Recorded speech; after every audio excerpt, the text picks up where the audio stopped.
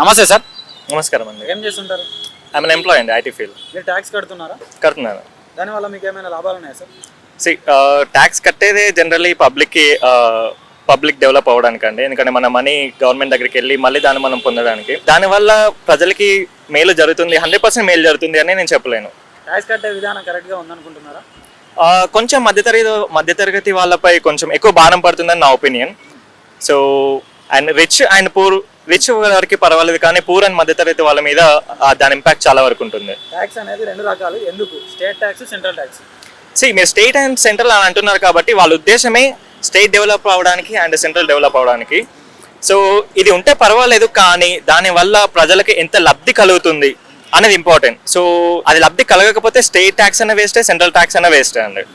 3 లక్షల పైన సంపాదించే వాళ్ళు ఎవరైనా 5% ట్యాక్స్ కట్టాలి అంటున్నారు.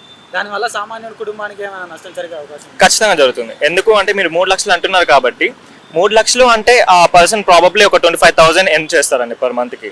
ఆ 25,000 చేసిన అంటే అది మధ్యతరగతి కుటుంబమే. సో వాళ్ళు కొన్న దానిపైన ట్యాక్స్ కట్టాలి, అండ్ ఇప్పుడు మళ్ళీ 3 లక్షలు సంపాదిస్తున్నందుకు మళ్ళీ 5% ట్యాక్స్ కట్టాలంటే కొంచెం అప్పులో కూరుకుపోయే పరిస్థితి కానీ, కొంచెం డౌన్ఫాల్ అయ్యే ఛాన్సెస్ కానీ ఎక్కువ ఉంటాయండి.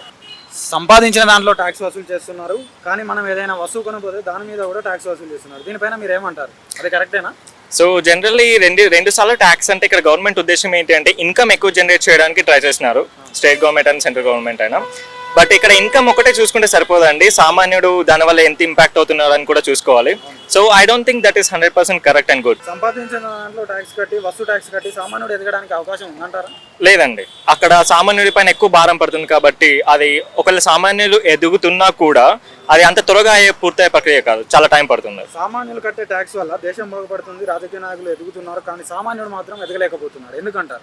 ఎందుకంటే సామాన్యుడు పే చేసే ట్యాక్స్ అది తిరిగి సామాన్యుడి దగ్గరికి రాకపోవడం వల్ల, అది ఎక్కువ శాతం రాజకీయ నాయకుల దగ్గరే ఉండిపోవడం వల్ల, నల్ల డబ్బు రూపంలో ఉండిపోవడం వల్ల సామాన్యుడు ఖచ్చితంగా ఎదగలేకపోతున్నారు. ట్యాక్స్ ద్వారా కట్టే డబ్బు అంతా ఎక్కడికి పోతుంది సార్? ఇంతకుముందే చెప్పానండి. సో అది ఖచ్చితంగా ప్రజలకు వస్తే డెవలప్ అవుద్ది.